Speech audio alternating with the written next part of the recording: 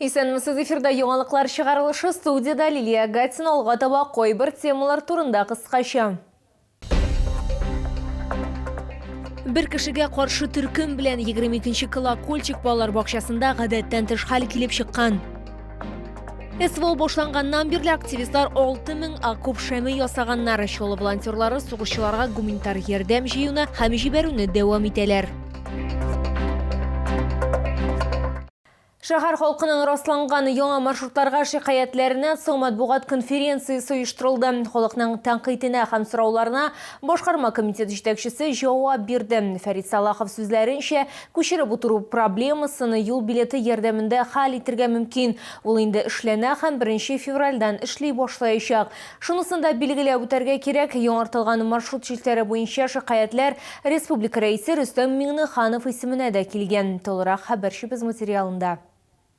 Яңартылган маршрутны 1 гыйнвардан башлап җибәрделәр. Шәһәр халкына төрле интернет-ресурсларда һәм махсус брошюралар ярдәмендә хәбәр ителгән. Күп кенә пассажирлар булган үзгәрешләргә ризасызлык белдерделәр. Күп санлы мөрәҗәгатьләр элеккеге 26-нчы маршрутка кагыла. Внесли небольшие корректировки и действующий маршрут номер 4 и 6, который сегодня у нас работает, изменены с учетом просьб наших жителей, а именно движением с проспекта Мира по проспекту Вахитова через проспект Чулман на конечную улицу Шамиля Усманова в 50-м комплексе. Фактически, как ездил маршрут номер 26. Пассажир транспорты югары булган күп кенә шәһәрләрдә күчеп утыру механизмнары кулланыла дип билгеләп үтте Фәрит Салахов. В любом случае невозможно охватить весь город для того, чтобы с любой остановки до любой остановки можно было доехать без пересадки.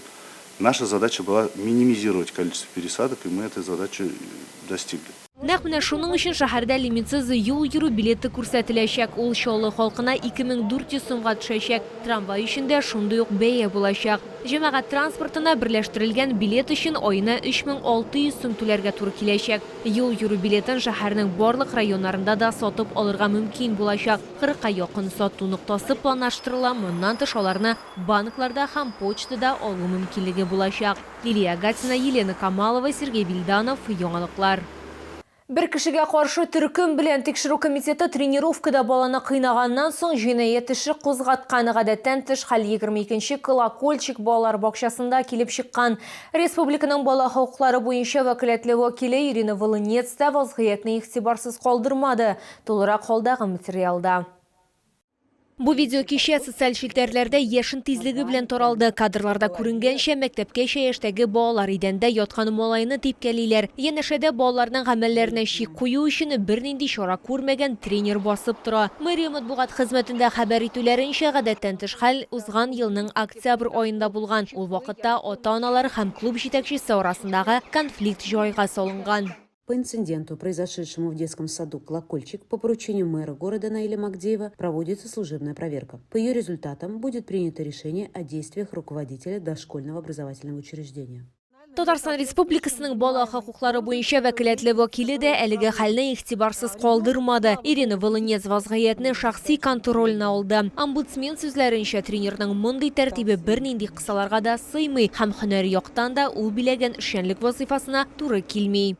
Как уполномоченный по правам ребенка, со своей стороны я готова подключиться, помочь и еще раз обратиться ко всем, кто работает с нашими детьми.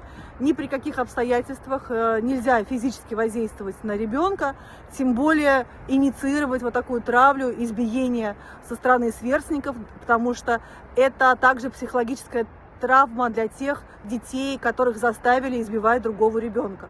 Хәзерге вакытта шәхси футбол секциясында баланы кыйнау факты буенча җинаять эше кузгатылган. По данному факту следователям возбуждено уголовное дело по статьям неисполнения обязанностей по воспитанию несовершеннолетнего, а также халатность. Проводится комплекс необходимых следственных действий, направленных на установление всех обстоятельств произошедшего.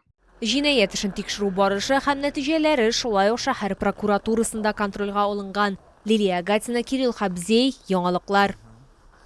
Аларны хәрбиләрнең саклаучы фәрештәләре дип атыйлар. Яршалы волонтерлары сугышчыларга гуманитар ярдәм җыюны һәм җибәрүне дәвам итәләр. Махсус хәрби операция башланганнан бирле активистлар 6000 окоп шәме ясаганнар. Сугышчылар өчен тагын нәрсәләр әзерләгәннәрен алдагы минутларда сөйләрбез.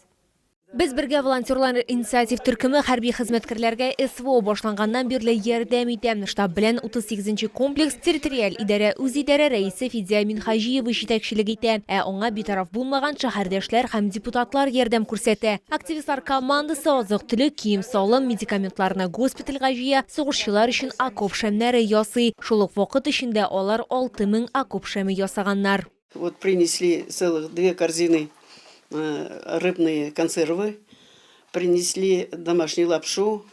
Вчера у нас была встреча с позывным «Старый», и он, как увидел тут эти лапшу, и говорит: «О, это для нас домашняя лапша, это просто деликатес».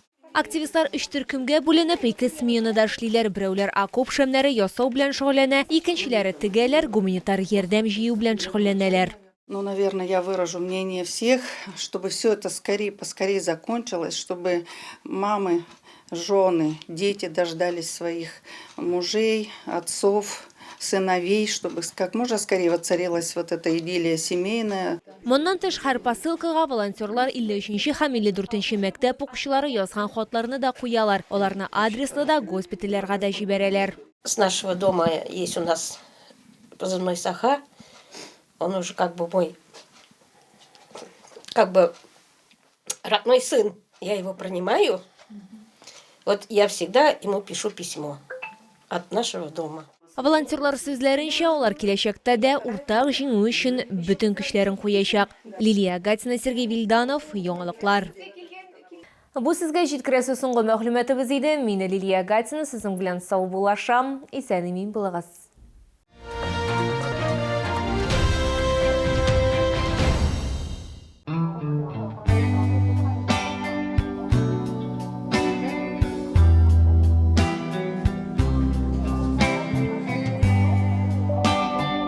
НТВ+, каналы, от которых не оторваться. ТВ-приставка и годовая подписка по специальной цене. Я согласна. Приглашаем на прием к врачу-офтальмологу из Чебоксарской клиники по всем заболеваниям глаз. Запись по телефону 32 27 22.